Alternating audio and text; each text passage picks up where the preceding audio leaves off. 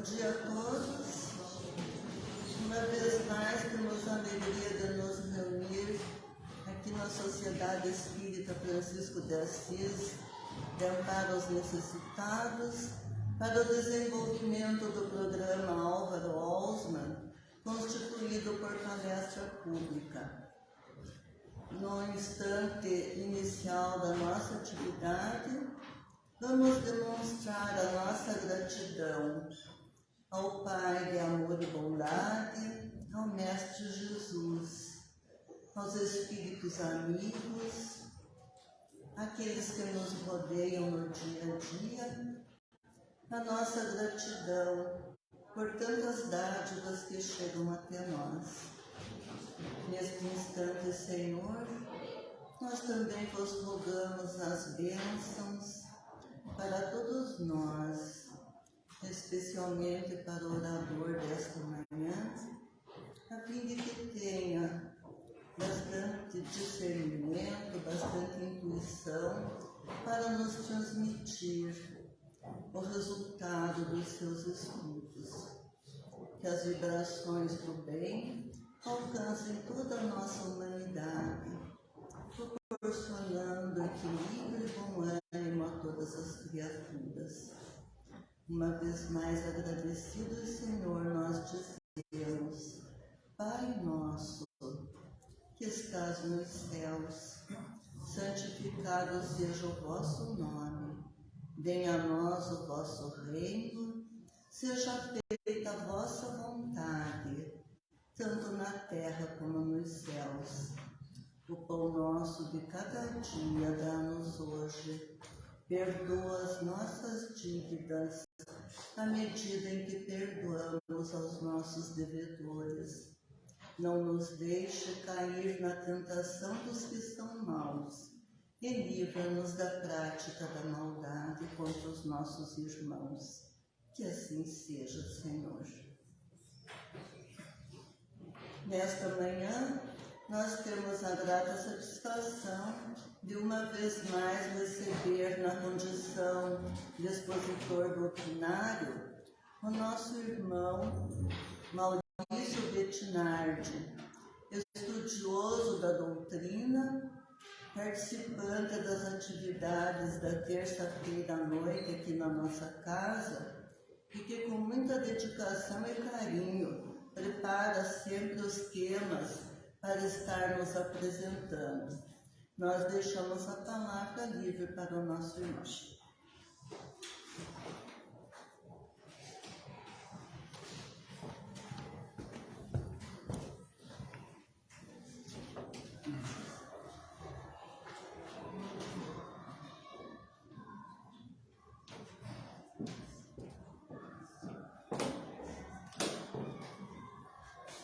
Bom dia.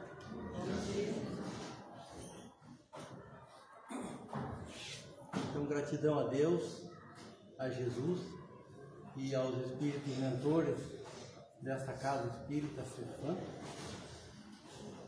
Muito grato a vocês pela presença e também pela paciência para alguma incorreção que possamos cometer na explanação de hoje. Natural nervosismo que às vezes acontece. Sou muito grato, antecipadamente.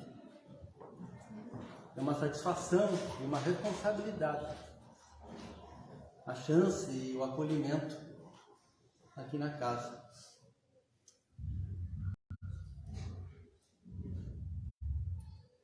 Sem desmerecer o recurso numa hora de dúvida, de aflição, de uma necessidade, afinal, de abrir uma página ao acaso, no que poderíamos até estar sendo influenciados pelos espíritos, vale considerar, por outro lado, que a ordenação dos assuntos por parte de um autor de um livro-texto,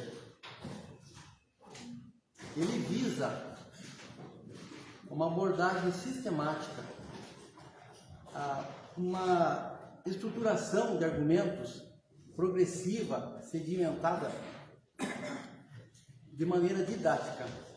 porque seria mais conveniente para um estudo aprofundado, para um melhor resultado. E seria esse o motivo, o objetivo desta palestra: mostrar ou tentar imaginar qual tenha sido a ideia de Kardec na disposição dos assuntos de um livro que todos nós já conhecemos. E peço desculpas até se eu repetir algo bem comum para todos nós. Todo o alcance da doutrina espírita se deve também à organização racional das obras do professor Rivaio, principalmente o primeiro livro, o Livro dos Espíritos, que é a obra fundamental do Espiritismo.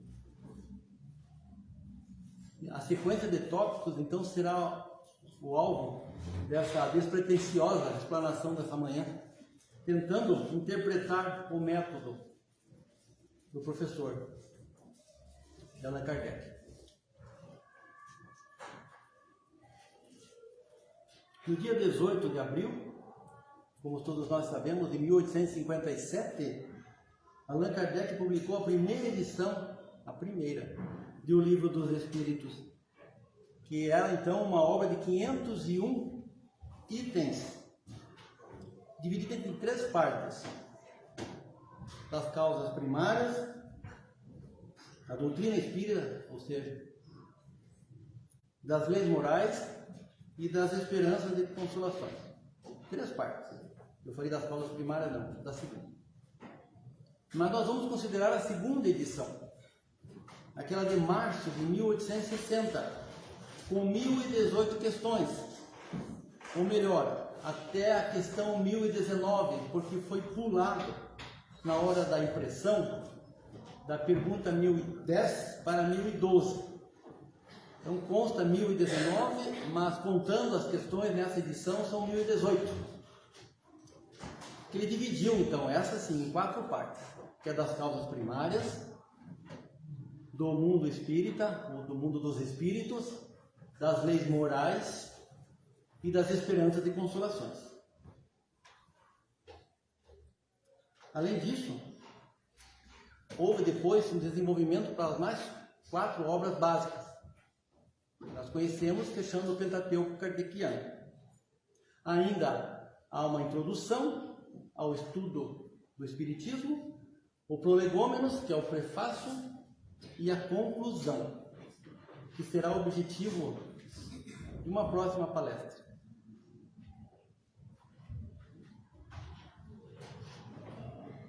Essa introdução, então, do Livro dos Espíritos. Kardec inicia, na verdade, não somente um livro, mas o estudo do Espiritismo. O que significa?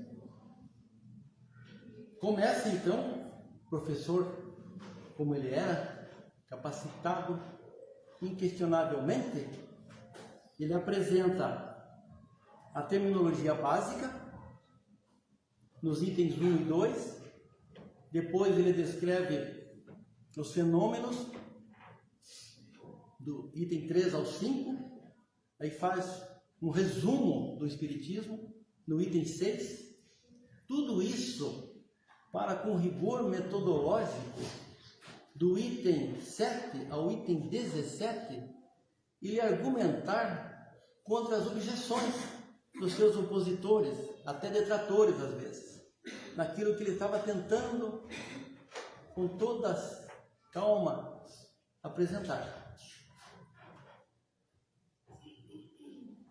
É uma nova ciência e, consequentemente, uma filosofia espiritualista. Na terminologia, Allan Kardec conceitua o nome Espiritismo, é criado o nome Espiritismo, ou espiritualismo científico, para diferenciar de espiritualismo. Ou seja, é a convicção de que nós não acabamos com a morte física, nós permanecemos, voltamos até para a nossa verdadeira realidade, sob as leis de Deus, nosso Criador. Mas é uma filosofia estruturada, não especulativamente na imaginação, mas no estudo sobre fatos que até então não havia. As filosofias especulavam, imaginavam, construíam hipóteses, né? Ele não. Ele conceitua também o princípio vital, o fluido vital, que é aquela condição material, aquele fluido que anima a matéria e que abandona a matéria quando aquela organização de órgãos, tanto nos vegetais, como nos animais, como no homem, não tem mais condições de renová-lo, de mantê-lo.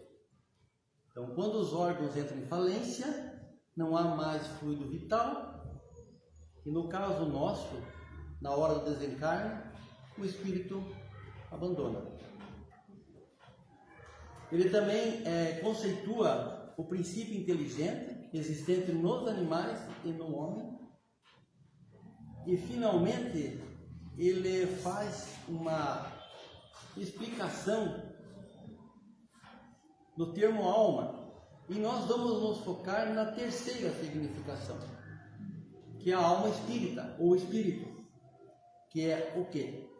É um princípio inteligente, individualizado, porque nós cada vez mais nos fundiremos no grupo dos espíritos esclarecidos, mas não perderemos a nossa individualidade. Mas para nós não será importante também sermos reconhecidos por um nome, mas pelo trabalho mais próximo de Deus.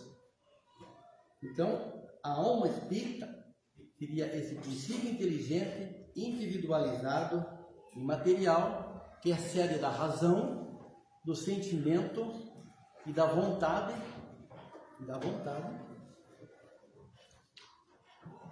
que sobrevive à morte física. E muitas vezes na obra Kardec utiliza como sinônimo de espírito, encarnado ou não.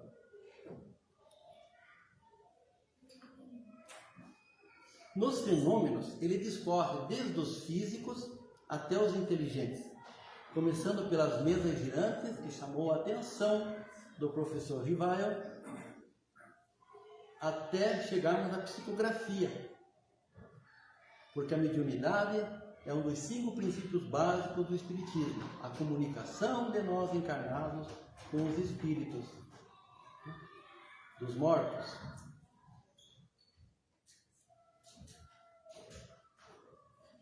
No item 6, ele faz um resumo, uma síntese mais completa possível da doutrina espírita.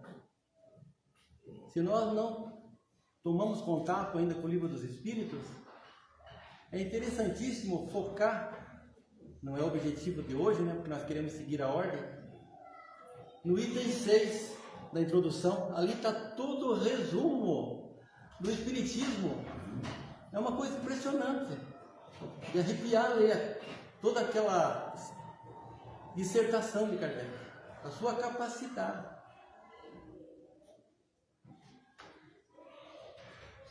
Em seguida, ele define o Espiritismo como uma ciência própria, independente das outras. É uma ciência nova. Ela não pode ser explicada com as leis, com as regras das outras ciências. Ela não precisa passar pelo crivo das outras ciências para ser reconhecida, porque ela é uma ciência nova, com leis sendo descobertas, que a gente vai tratar sobre isso, mas que não prescinde das outras ciências na sua estruturação, porque a explicação da matéria tinha que vir antes da explicação do moral, do espiritual. Então são novas leis extraídas pelo método indutivo, não é dedutivo, é indutivo, partindo de todos aqueles fatos coletados, selecionados pela lógica e pela razão do professor, indo até a teoria, indutivamente. No item 8, bem depois, ele dá as características do que seria um estudo sério, que é o estudo caracteriza-se pela continuidade, pela regularidade e pelo recolhimento. Então, são essas três características que constituíam o método de estudo do professor para lhe trazer a obra que nos trouxe. Em seguida, ele vem então com tudo isso feito, a terminologia, os fenômenos, o resumo da doutrina, argumentar contra as objeções, as oposições que estava sendo feito ao Espiritismo na hora da apresentação. Então ele demonstra que as oposições decorrem muitas vezes de uma incompleta observação, uma falta de paciência em conhecer do que se está falando. É muito fácil nós criticarmos sem conhecer o que estamos falando. Uma opinião assim, ousada, temerária, de quem nem se esclareceu, nem tomou conhecimento. É um juízo precipitado. E muitas vezes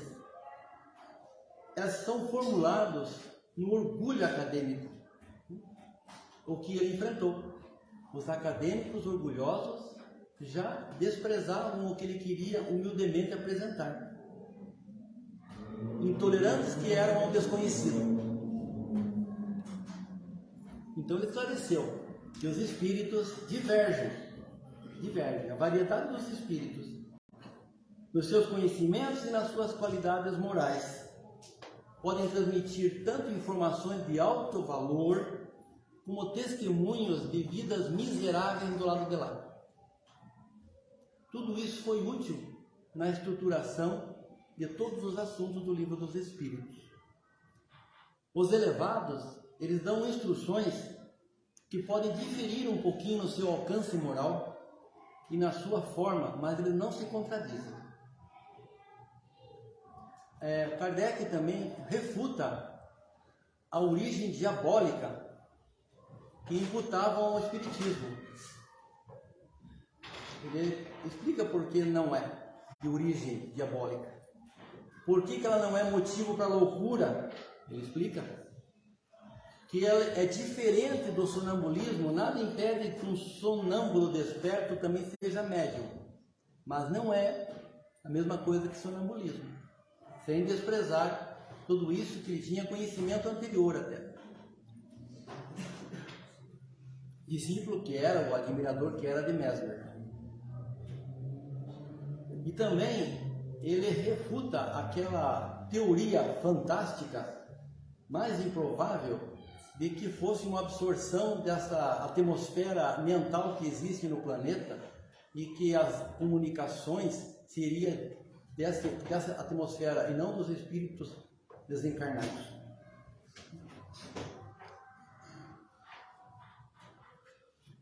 Então, Kardec demonstra ao longo de toda essa introdução, estamos finalizando agora rapidamente, a profundidade e a simplicidade do seu pensamento.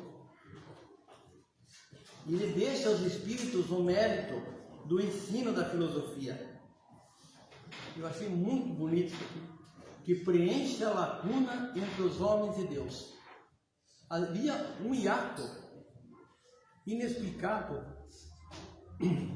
do que acontecia realmente com o espírito após o desencarne, e ela explica de uma maneira bem clara. Constatamos antecipadamente que se trata, em primeiro lugar, de uma demonstração de humildade de Allan Kardec, porque a ele coube toda a organização, todos os questionamentos pertinentes e oportunos em cada assunto, em cada comunicação mediúnica. Nós temos toda essa organização porque ele pôs as perguntas certas na hora certa e discorreu e esgotou o assunto, cada tópico. Essa é apenas a introdução do Livro dos Espíritos. Então, passamos para os prolegômenos, que é uma palavra um pouco inusual, mas é prefácio. Apesar de vir após a introdução, é o verdadeiro prefácio da obra.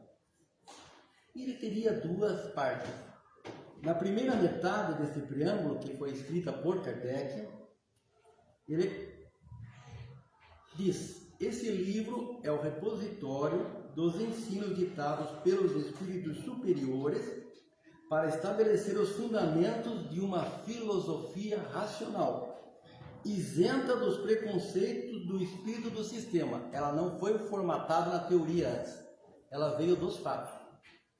Nada contém que não seja expressão do pensamento deles, os espíritos superiores, e que não tenha sido por eles ainda mais uma vez examinado o controle universal dos ensinos dos espíritos. Só a ordem, fala ele, só a ordem e a distribuição metódica das matérias, assim como as notas e a forma de algumas partes da redação, constituem obra daquele que recebeu a missão de os publicar. E nós vamos falar também quando ele recebeu essa missão de sistematizar todo o Espiritismo, a doutrina espírita. Na segunda metade, ele faz uma transcrição do que os espíritos, a equipe liderada pelo Espírito de Verdade, passou sobre a obra. Disseram eles: lembra-te de que os espíritos bons só dispensam assistência aos que servem a Deus com humildade e desinteresse, e que repudiam a todo aquele que busca no caminho do céu um degrau para conquistar as coisas da terra. Eles, os espíritos superiores, se afastam do orgulhoso e do ambicioso, aquele que quer aparecer às custas da palestra aqui na frente. Não seja eu mais um deles. O orgulho e a ambição são um véu lançado sobre as claridades celestes, e Deus não pode servir-se do cego para fazer compreensível a luz. Então já é uma condição inicial indispensável. Abster-se do orgulho, da procura da fama, da celebridade, que todo mundo hoje em dia quer, às custas de um assunto. Kardec nada deixou escrito, como os critérios da ordenação, das partes, dos capítulos, dos itens, nada deixou. A explicação que estamos propondo, em cima de uma pesquisa, busca uma provável fundamentação lógica e didática, né, sobre a distribuição das matérias em O Livro dos Espíritos, para facilitar a leitura, o aprendizado, o entendimento, uma segunda leitura. O Espiritismo é uma ciência que trata da natureza, origem e destino dos espíritos, bem como as suas relações com o mundo corporal, e de tudo isso decorrem as suas consequências morais, que seria o mais importante. Kardec, inclusive, fala que primeiro nós conheçamos as bases teóricas que já estão implantadas no Espiritismo, para depois, se for o caso, nós entendermos os fenômenos, não procurarmos por curiosidade só os fenômenos, que isso não nos levará longe. Aí nós temos a parábola da semente, isso seria para uma outra oportunidade.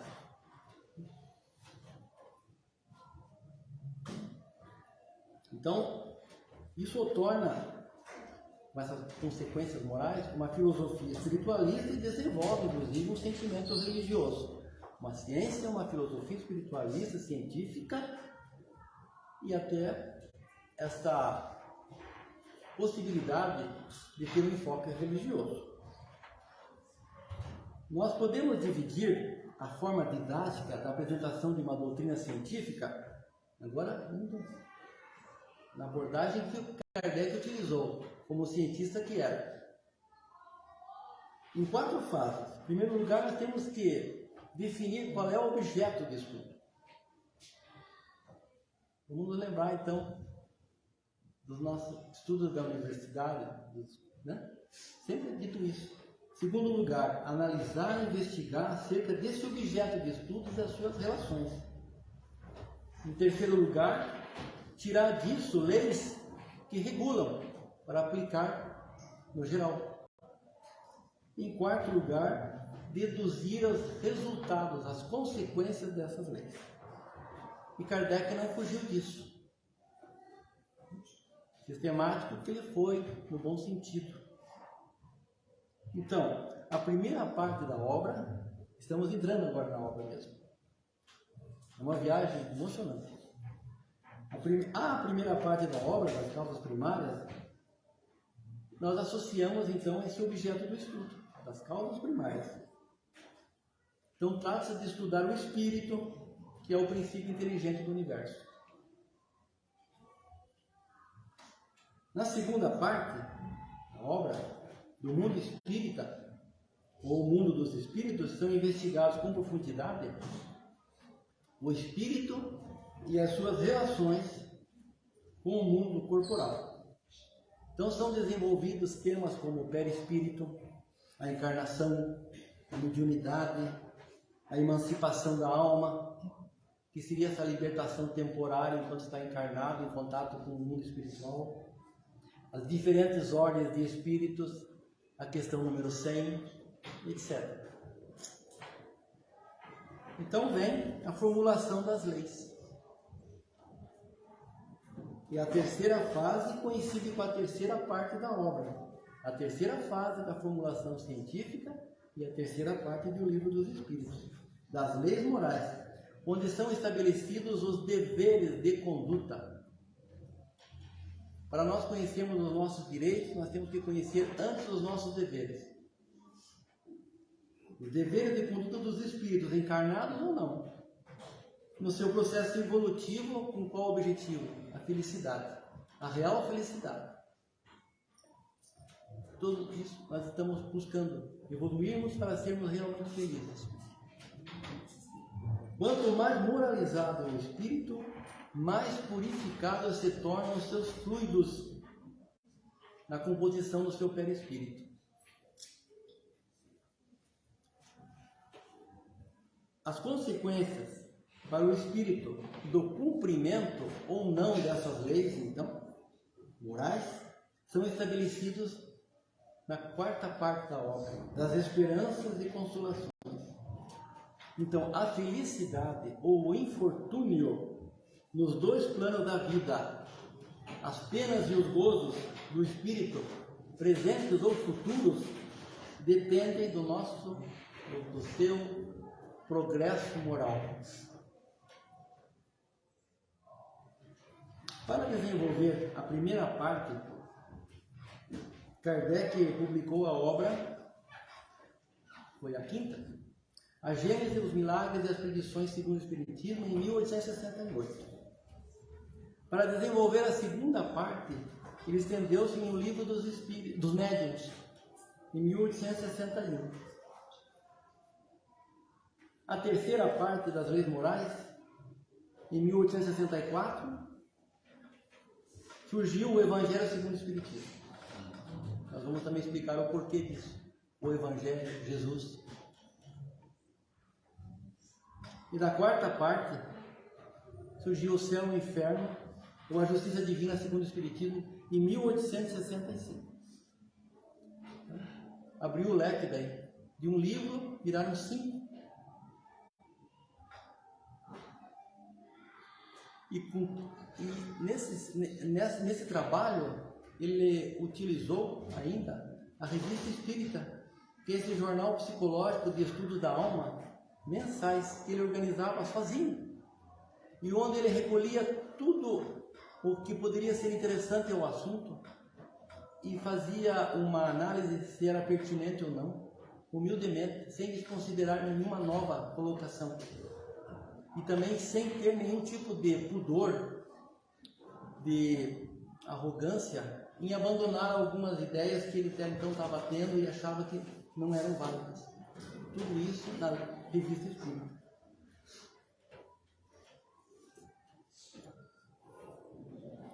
Passamos agora para o estudo da primeira parte do Livro dos Espíritos. Vai ser um resumo.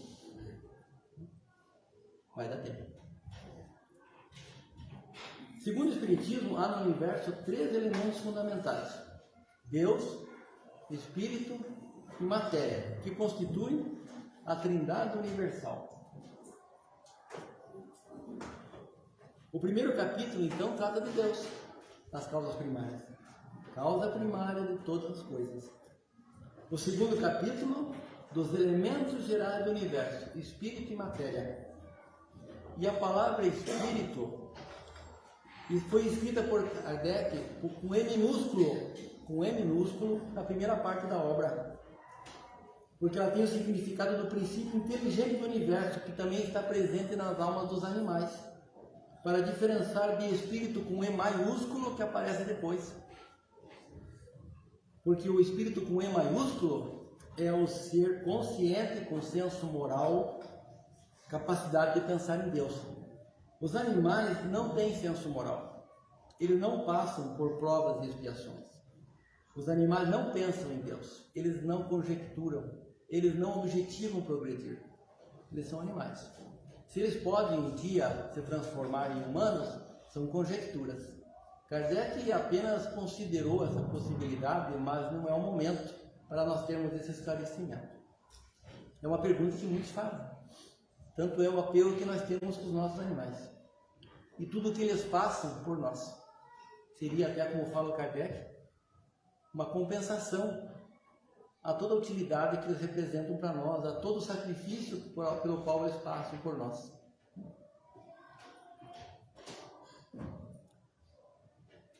Então, a matéria é um instrumento com o auxílio do qual e sobre o qual atua o Espírito. A interação do Espírito com a matéria surge, pela vontade divina, surge toda a criação. Por isso o terceiro capítulo chama-se da criação. E de todas as criações divinas, a mais importante para o Espírito é dos seres vivos, porque são um veículo de trabalho e através do trabalho do seu progresso, porque o ser humano objetiva progredir, por mais que ele relute. Então, o quarto capítulo chama-se do princípio vital, que é a animação da matéria se transformando num ser vivo. Surgem os seres orgânicos com instintos e inteligência. Poderia Deus ser objeto de estudo do Espiritismo? Poderia? Não, não poderia. Não poderia. Nós não temos condições de estudar Deus. Porque está assim, colocado na obra. Falta ao homem um sentido próprio para compreender a natureza íntima de Deus. Isso somente será possível quando o Espírito prescindir das provas e expiações. Quando ele for dispensado pelo seu mérito moral da necessidade de reencarnar. Ele só iria reencarnar por uma missão. Porque ele então teria se tornado um espírito puro, o perfeito, o bem-aventurado, como está escrito na questão 170 dos livros dos Espíritos. Então Deus não pode ser objeto de estudo do Espiritismo. Está na questão 14, inclusive. Deus existe. Disso não podeis duvidar. Nós temos às vezes tanta dificuldade de imaginar como seria Deus. Isso para depois. Deus existe, disso não podeis duvidar, e é o essencial. Crede-me, não vades além. Não vos percais num labirinto donde não lograreis sair. Isso não vos tornaria melhores, antes um pouco mais orgulhosos, pois acreditareis saber o que na realidade nada saberíeis. Deixai, conseguintemente, de lado todos esses sistemas, porque tendes bastantes coisas que vos tocam mais de perto, a começar por vós mesmos. Estudai as vossas próprias imperfeições, a fim de vos libertardes delas, o que será mais útil do que pretender penetrar no impenetrável por enquanto. Não temos condições de captar a essência divina. Poderia a matéria ser objeto de estudo do Espiritismo? Também não. Isso já foi tratado nas ciências ordinárias, que dão apoio ao Espiritismo, precedendo. Então, resta ao Espiritismo investigar o Espírito. Passamos então para a parte segunda da obra. Do mundo espírita, o mundo dos espíritos. O Espírito é o principal elemento, então, é o objeto de estudo do Espiritismo, que atua em dois mundos, o corporal e o espiritual. Então vamos imaginar 6 situações onde pode se localizar, às vezes mais de uma ao mesmo tempo, o espírito. Primeira, o espírito passando do mundo espiritual para o corporal, o processo de encarnação. Nós remetamos à questão 115 do Livro dos Espíritos. Fomos criados simples e ignorantes do mundo espiritual e precisamos da matéria para evoluirmos, para nos desenvolver. Então, passamos pelo processo de encarnação. Segunda situação, o caminho inverso do mundo corporal para o espiritual, o processo de desencarnação ou morte física. Terceiro, vivendo só no mundo espiritual, na condição de errantes, por exemplo. Quarta condição, vivendo somente no corporal, como espírito encarnado, mais especificamente no estado de vigília, na hora que nós estamos conscientes. Desse lado. Quinta condição, espírito encarnado, mas em interação com o mundo espiritual. Aquelas escapadas que o espírito dá para o mundo espiritual, seja na hora do sono, seja na hora do sonambulismo, do êxtase, a dupla vista. E sexta condição, que é o inverso, o desencarnado interagindo com o mundo corporal, através da mediunidade. Com essas 6 possibilidades, nós esgotamos todas as situações onde o espírito pode estar, às vezes, em mais de uma ao mesmo tempo. Nada impede que ele seja encarnado, em contato e emancipado, por exemplo. Então, com isso, nós estruturamos a segunda parte do Livro dos Espíritos. Foi assim que Kardec estruturou, que é um estudo completo do assunto. Então, o segundo capítulo trata, em primeiro lugar, do elemento comum a todas as situações. Por isso que ele se intitula Dos Espíritos, caracterizando a natureza, a origem, a classificação, tratando do perispírito, da escala espírita. O segundo capítulo, a encarnação dos espíritos, inclusive ele discorre sobre o materialismo. O terceiro capítulo, da volta do espírito extinto à vida corpórea. Então são tratados temas como a separação da alma do corpo, aquele período de perturbação que o espírito passa após o desencarne, etc. Quarto capítulo, as diversas vivências que o espírito precisa até se tornar perfeito, as diversas reencarnações pela misericórdia de Deus, esse método onde nós podemos passar a limpo os nossos erros e acertar. Então são tratados nesse quarto capítulo, que é da pluralidade das existências. Fala sobre a justiça da reencarnação, as ideias inatas que nós trazemos. Nós já temos aquela tendência, nós já temos uma intuição do que já nós conseguimos em outras vidas, ou devemos ter outras vidas. E daí vem o quinto capítulo, são as considerações sobre a pluralidade das existências, que aí é um texto baseado em textos antigos, inclusive sobre a reencarnação, porque Kardec explica que a reencarnação não é uma novidade criada pelo Espiritismo, assim como a mediunidade também não é. Mas aí é outro assunto. Passamos então voltando àquelas situações do espírito, vem o sexto capítulo, que é a da vida espírita, o espírito só do lado de lá. Então, são tratados assuntos como espíritos errantes, escolha de provas, é a hora que nós então tentamos esboçar uma nova vida, quando temos as condições, quando a nossa reencarnação não é compulsória. Daí vem o sétimo capítulo, que é da volta do espírito à vida corporal, daí seria vivendo só como encarnado. É tratado então assuntos como aborto, que tenta vir e não é deixado, esquecimento do passado, quando nós estamos aqui, felizmente não nos lembramos dos nossos inimigos ou a quem nós devemos. O 8º capítulo, da emancipação da alma. São aqueles momentos que o espírito encarnado, então, viaja pelo outro mundo. Sonambulismo, êxtase, dupla vista, sono. Completando a sexta situação, que é a intervenção dos espíritos no mundo corporal, do lado de lá para cá. Então são tratados assuntos como a influência e a obsessão, tão importante que é esse assunto. Continuando, no 10º capítulo, Kardec colocou das ocupações e missões dos espíritos, ilustrando todas as possibilidades sobre por que o espírito está encarnado, se ele está em missão, se ele está em expiação, provação, em que estágio que ele estaria.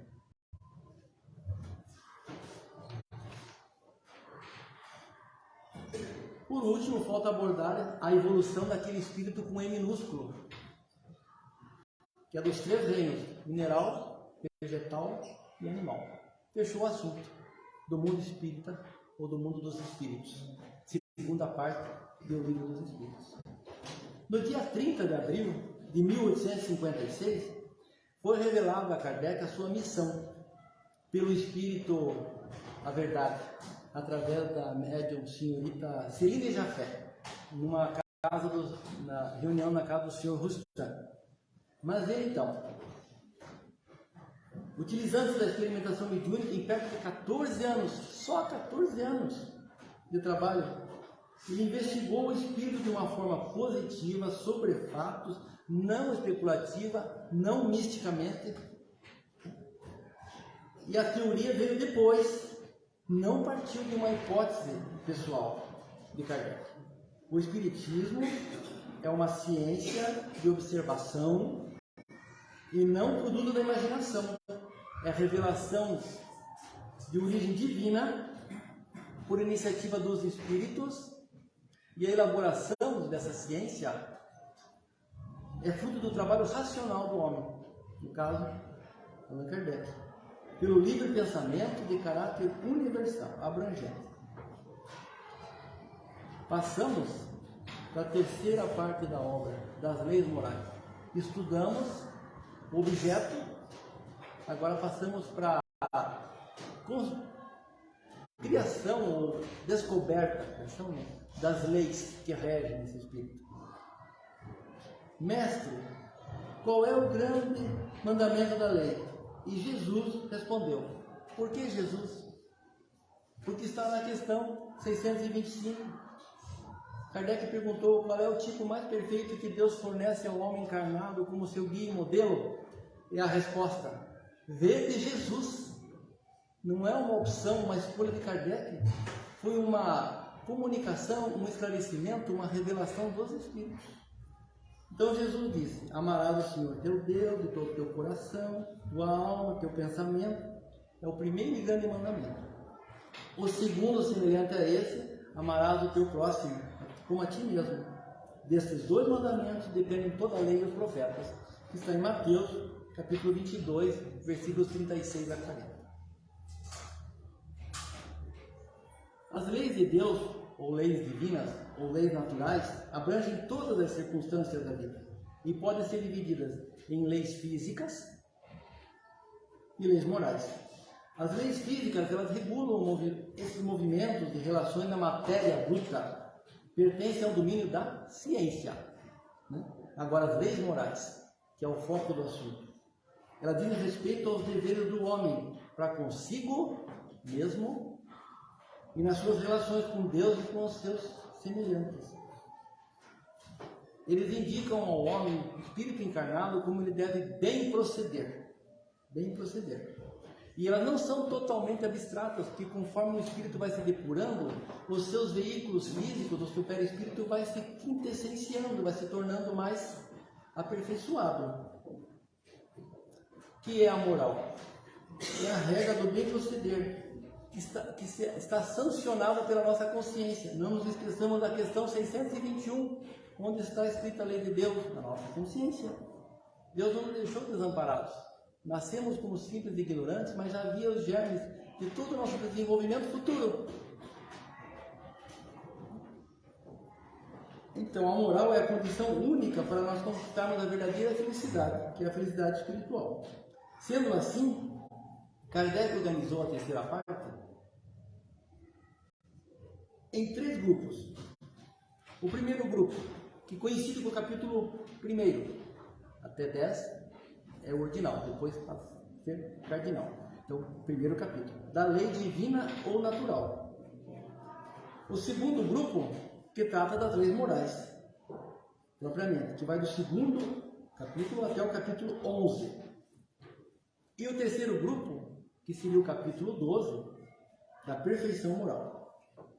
Então, as leis morais, acho muito interessante agora esse tipo de colocação, de estruturação feita por Kardec. No segundo grupo, em número de 10, a semelhança numerológica do Decálogo de Moisés, dos 10 mandamentos, uma semelhança de números, né? Ainda podem ser divididas, e foram divididas por Kardec, em 3 partes, como nos aconselha quem? Jesus, na oração do Pai Nosso. Os deveres do homem para com Deus, os deveres para consigo mesmo e os deveres para com o próximo. Fica fácil, né?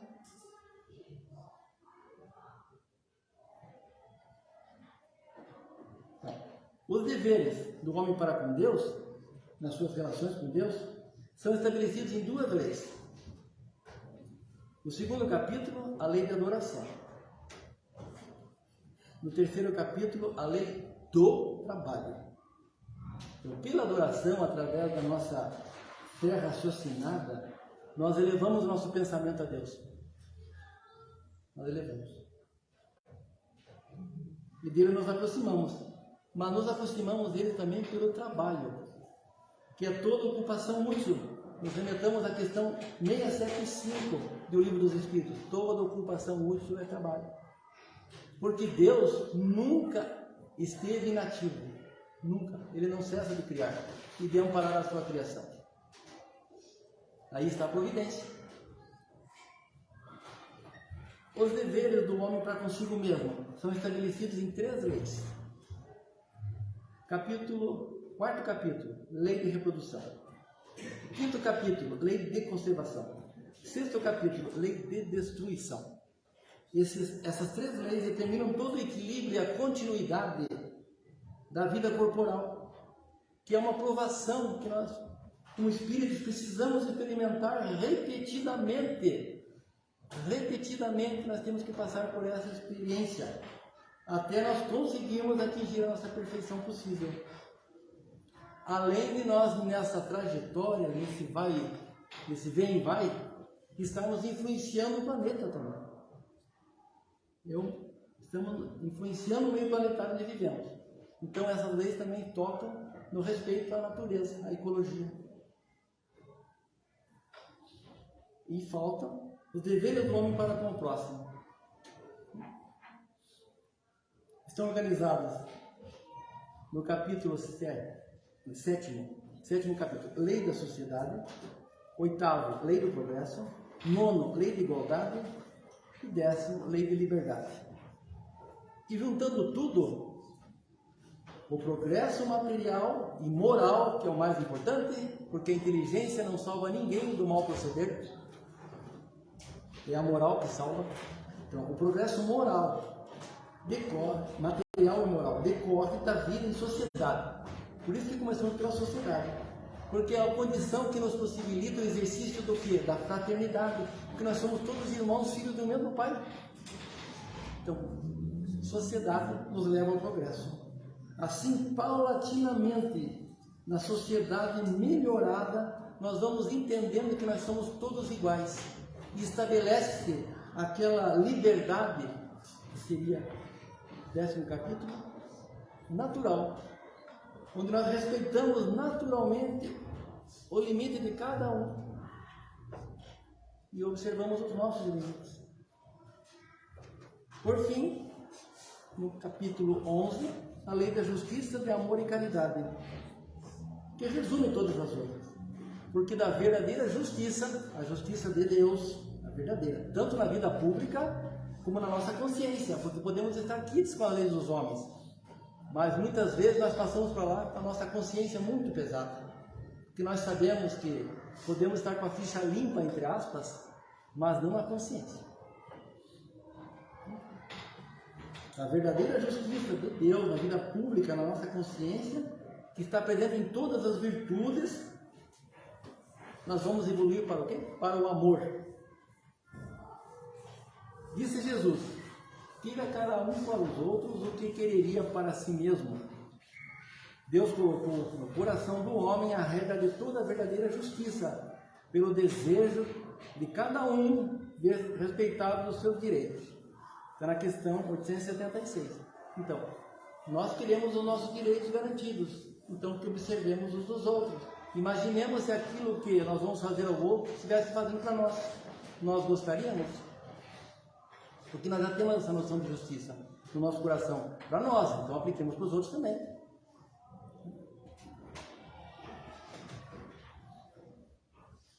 O amor a Deus e a si mesmo, são os fundamentos para o amor ao próximo. E os três são inseparáveis, eles são inseparáveis, equivalentes. E o amor é o sentimento mais elevado, e quando verdadeiramente praticado, nós precisamos esquecer de tudo, porque naturalmente nós podemos deixar a moral, já aprendemos. Está completo o nosso aprendizado.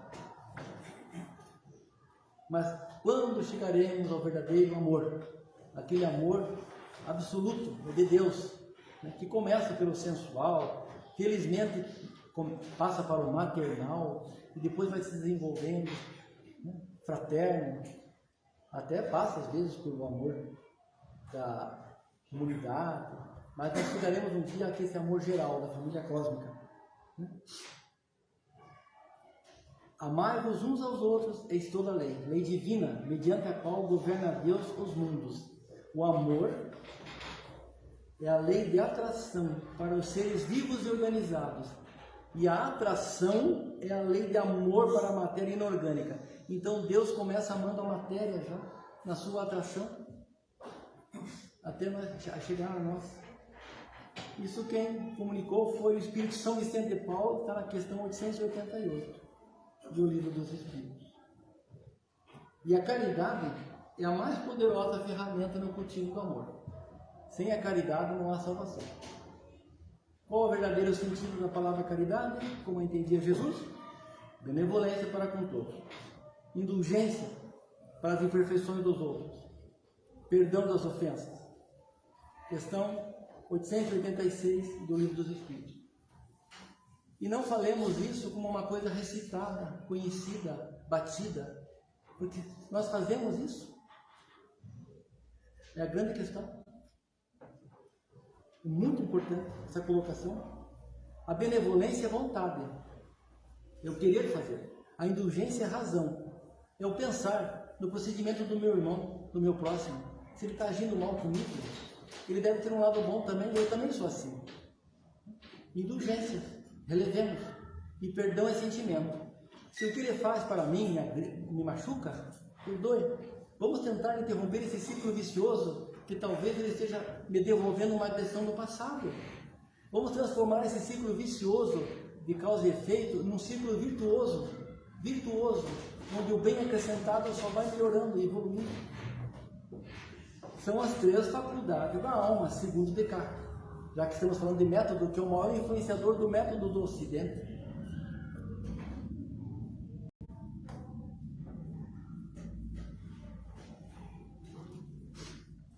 Resta finalizar a terceira parte. Em como praticar as leis morais. É a perfeição moral. Santo Agostinho, na questão 919, nos fala: examinai o que pudesse ter feito contra Deus à noite, no final do dia, depois contra o vosso próximo, e por fim contra vós mesmos. As respostas vos darão ou o descanso para a consciência, vou dormir tranquilo, ou a indicação de que amanhã eu tenho mal para reparar.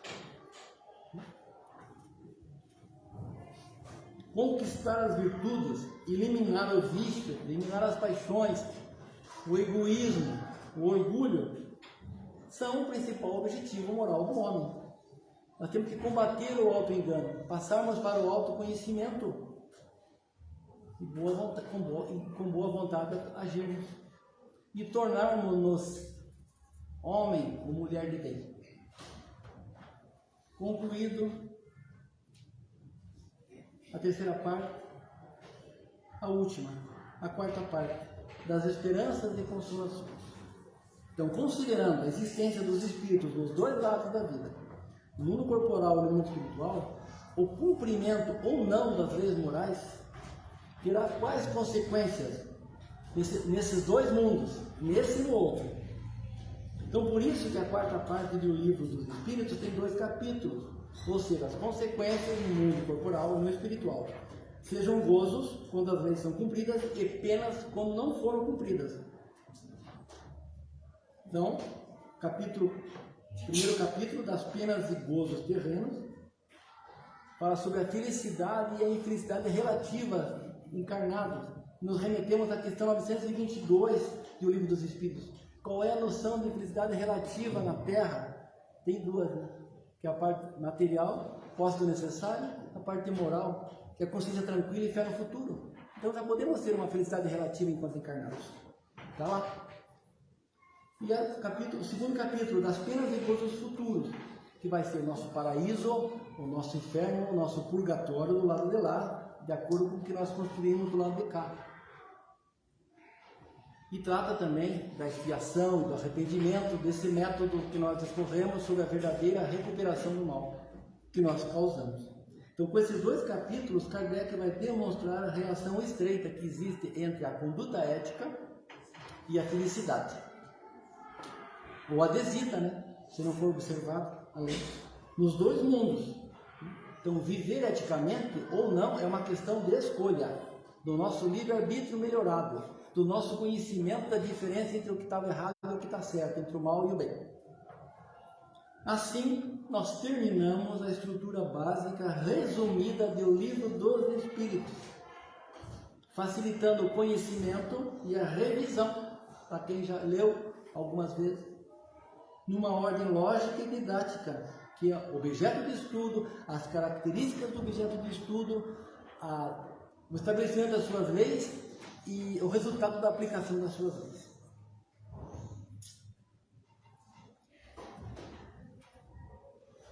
Conclusão. Segundo o doutor em lógica e livre docente em epistemologia, teoria do conhecimento, Silvio Seno Gibeni, a obra O Livro dos Espíritos revela solidez lógica, racionalidade, limpidez argumentativa, coerência. Está firme e amplamente baseada em fatos, minuciosamente examinados em critérios racionais. Então ele não surgiu dentro de um gabinete, mas de uma extensa convergência de informações. É uma obra clara e objetiva, sem margem de ambiguidades e mal-entendidos. É incomparavelmente abrangente, desde fatos palpáveis até as mais profundas investigações da ética. Trata de tudo. Não é uma estrutura também estática ou fechada, está aberta e dinâmica a complementações futuras, tanto científicas como filosóficas. Livro dos Espíritos. Citando Lucas, no sexto capítulo, versículo 44, porque cada árvore se conhece pelo seu próprio fruto, falamos do fruto. Agora vamos falar da árvore. O autor, Allan Kardec. Revelou em tudo o que fez prudência, equilíbrio, sobriedade, espírito positivo em fatos, despreconcebido, bom senso.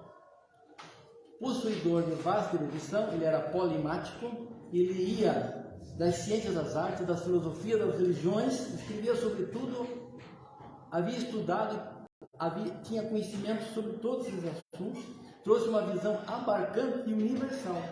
da realidade. E ele soube ao mesmo tempo ser impessoal, jamais pretendeu posse exclusiva e completa da verdade, nunca recusou um princípio proposto por outrem, nunca hesitou em abandonar uma ideia que ele concluiu que não estava de acordo, não ficou teimando em provar os seus pontos de vista. E aqui mais uma colocação. Ele foi retórico, ele foi hábil no convencer, no persuadir. Então, nos reportemos agora a Aristóteles. Por quê? Por que ele foi hábil? Por que ele foi retórico? Através do ethos, que é o caráter, a credibilidade, de passar o conhecimento do assunto, a ética. Através dos logos, que é a razão, a lógica, as comprovações, as evidências que ele mostrou na construção dos assuntos. E pelo pathos. Ethos, logos e pathos. Sentimento e empatia. Ele nunca ficou longe do ser humano. Ele nunca parou de atender a quem o procurava. Ele foi um grande emissário de Jesus, escolhido para trazer à Terra o Consolador prometido, o Espiritismo, que veio esclarecer todas as coisas, sancionar o Evangelho e permanecer conosco. Um espírito de escola, jamais prejudicou alguém, só com o bem retribuiu as ingratidões, as ofensas, as calúnias, sacrificou o seu conforto, o seu repouso, os seus bens materiais, a saúde e a própria vida. Doou-se por completo a grande obra da educação dos homens, que é o Espiritismo. Ele fez a sua parte, ele correspondeu à sua missão. Agora cabe a nós. Aí está o objetivo dessa simples explanação de hoje. Nós que achamos que podemos escolher o Espiritismo, façamos alguma coisa pelo Espiritismo. Divulguemos o Espiritismo. Não só através de palavras de conhecimento impressionando, mas agindo, dando exemplos reais. Com boa vontade, trabalhando na sociedade. Tudo que recebemos da doutrina espírita, as diretrizes morais do Evangelho de Jesus, com humildade, praticando a caridade. Então, empenhemo-nos em trocar os bens materiais pelos bens morais. Finalizando, nós admirando a noite estrelada, que nos remete à pluralidade dos mundos habitados, dá uma ideia. Lembrando do seu autor, Vincent van Gogh, ele tentou ser pregador antes de ser pintor. Mesmo com os delírios psicóticos dele, ele nunca parou de pintar, de trabalhar, porque ele entendia isso como uma maneira de servir a Deus. Olha quantas obras ele tem. Sem esquecer de Claude Monet, da abertura da explanação, da sua obra Impressão, O Nascer do Sol, que também nunca parou de pintar, mesmo quase cego, com câncer de pulmão, em decorrência do fumo, tá certo? Ele não parou de trabalhar. Então, esclarecidos pela doutrina espírita, nós vamos concluir com uma mensagem do espírito Rossini, que está na Revista Espírita de março de 1869. Joaquino Rossini, ele teve uma infância muito pobre. Ele cantava no coral da igreja e a sua voz de garoto, de criança, era muito bela, mas a família era muito pobre. Então o seu tio, que era barbeiro, convenceu seu pai a castrá-lo, a torná-lo um castrate, para ele não perder a voz de criança. E assim ele se tornaria uma fonte segura de sustento para sua família. Ele era muito valorizado pelos castrates. Mas graças à sua mãe, que foi contra, ele se tornou famoso por outro barbeiro, que é o Barbeiro de Sevilha, e todas as outras óperas que ele escreveu. Joaquino Rossini. E um ano após ele ter desencarnado, ele passou essa mensagem, que Kardec colocou na Revista Espírita de março de 1869. A harmonia, a ciência e a virtude são as três grandes concepções do Espírito. A primeira o deslumbra, a segunda o esclarece, a terceira o eleva. possuídos em sua plenitude, elas se confundem e constituem a pureza. Ó Espíritos puros, que as contendes, descei as nossas trevas e clareai a nossa marcha, mostrai-nos o caminho que tomastes para que sigamos as vossas pegadas.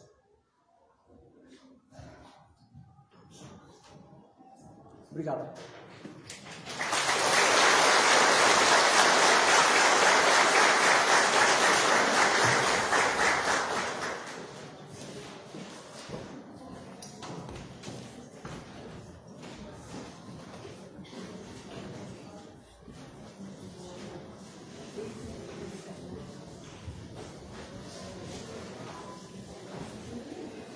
Agradecemos ao Maurício pela bela explanação que nos trouxe nesta manhã, nos dando uma figura clara e precisa de como devemos encarar as obras de Kardec, e com muita didática nos foi trazida a didática de Kardec. Muito obrigada, Maurício. Nós os convidamos para a exposição doutrinária do próximo domingo, que estará a cargo da nossa irmã Luci Teixeira Biscaia. Convidamos também para que no próximo domingo estejamos aqui às 19 horas, quando estaremos comemorando os 75 anos de fundação da nossa União da Mocidade Espírita, onde teremos a participação de alguns daqueles que estiveram aqui conosco de longa data, já como jovens da mocidade, e que hoje já se encontram com outras atividades, não só aqui nesta casa, como em outras casas também, fazendo assim uma confraternização amigável e um retorno para nos reencontrarmos harmoniosamente nessa comemoração tão específica, onde podemos estar revivenciando os belos instantes de aprendizado da nossa doutrina. Fica aqui a nossa gratidão a todos pela presença entre nós, lembrando que toda a nossa programação dominical, nas quartas-feiras às 19h30, estão no YouTube e no Facebook, como também uma publicação às sextas-feiras às 19 horas com o nosso irmão Marcelo Matos, que tem por título Refletindo Kardec. São 10 a 12 minutos de reflexão para que possamos estar nos integrando cada vez mais com os conhecimentos da nossa doutrina. Lembramos também dos grupos de estudo, dos grupos de palestras públicas e passes, do atendimento fraterno, para aqueles que eventualmente tenham necessidade de conversar um pouco a respeito da doutrina, ou também demonstrando alguns dos seus dilemas internos em função do mundo tumultuado em que nos encontramos neste período de transição planetária. Vamos demonstrar a nossa gratidão ao Senhor da vida por nos permitir estes instantes de reflexão a respeito da nossa doutrina, a doutrina de amor que Jesus nos deixou. Gratidão, Senhor, gratidão, Jesus, gratidão, Espíritos amigos. Pedimos ainda que nos acompanhem no nosso retorno aos lares, a fim que possamos levar daqui as boas vibrações recebidas, que possam permanecer conosco durante todo o transcorrer desta semana. Senhor Deus, Pai de amor e bondade, Mestre Jesus, através dos seus emissários, permanecei conosco hoje, agora, para todo sempre. Assim seja.